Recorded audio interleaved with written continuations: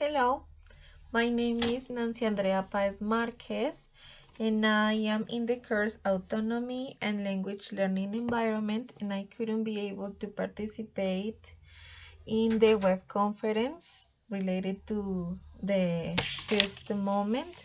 So I am recording myself to do the first activity, that is to give the answer to some statements according to autonomy. The first says, if autonomy is related to freedom, so learners are able to choose what they want to learn. Well, I think it is because they are learners that they need a guide of where to start and what topics do they need to learn. But I also believe that we as learners, we know what we want to learn and we can choose a goal. But the path to achieve that goal needs to have a guide. I read that Little in 1992 said that if learners are given a share of responsibility in the decision-making processes, for example, in pace, sequence, mode of instruction, and content of a study, learning could be more focused and more purposefully, and thus more effective both immediately and in the longer term. So, for Little, so learners are able to choose what they want to learn. I agree in some part, but I also believe that they need the guide of the teacher and the contents that the teacher knows they need. The second says, when a learner reads by himself and reviews topics without anyone's assistance, it means that he has truly achieved autonomy.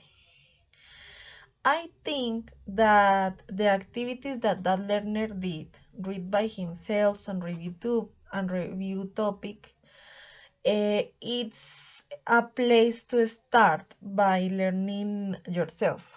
But it's one of multiple activities and goals that a learner needs to achieve to really reach the autonomy, and I think it is not the final step of autonomy.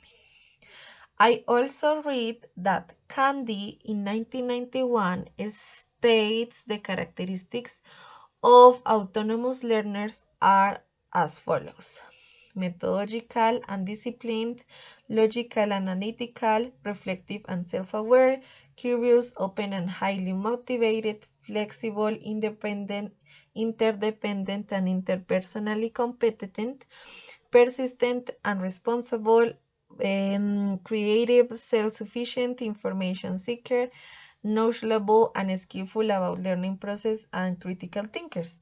And I believe only written review is not all that autonomy means.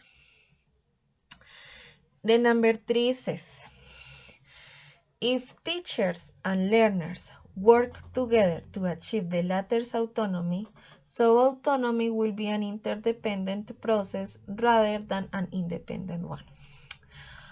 I believe working together doesn't strictly mean interdependent.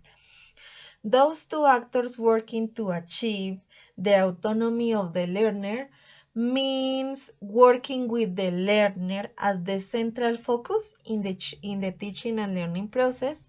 And that is why I think autonomy is not interdependent or only independent, but I think it's rather a mediation process for the people, because it allows to teachers and students, parents and institutions to work together to achieve that autonomy in the learning process. Number 4, do you consider that the following situation might be an example of autonomy?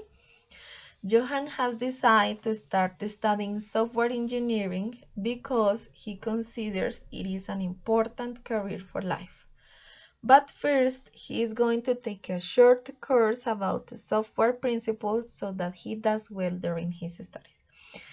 It is a good example of autonomy because the learner knows the goal he wants to achieve and takes the decision to have a right start by having small steps to help him in the future. I read that Holek in 1981 and Little in 1991 said that autonomous learners are those who take charge of their own learning. They are aware of their personal and educational needs and can determine the objectives and goals for their own learning. And I believe that Johan has the right goal in mind, and he has created his own path to achieve that goal. He has chosen to do the principles course first because he wants some context. Then he maybe can choose another type of courses according to his needs, and I believe that it's a good example of autonomy. The next one said, the teacher does not need to get involved in students' autonomy since they can learn by themselves. I think that the teacher is an important actor in the process of the learner's autonomy because he or she is the guide for them, the company of the teacher in the process. The teacher is the mediator of the learning. So in order to learn autonomously, teachers should give students a correct training. They need to prepare them to be more independent in the learning process.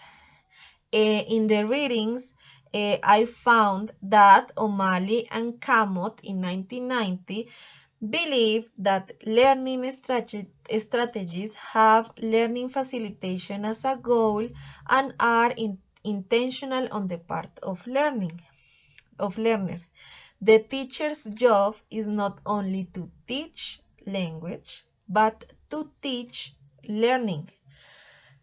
In that way, I believe that the teacher needs to get involved because he is one of the most important hands that the learner needs to take in order to have that autonomy and to have a successful learning process. Thank you.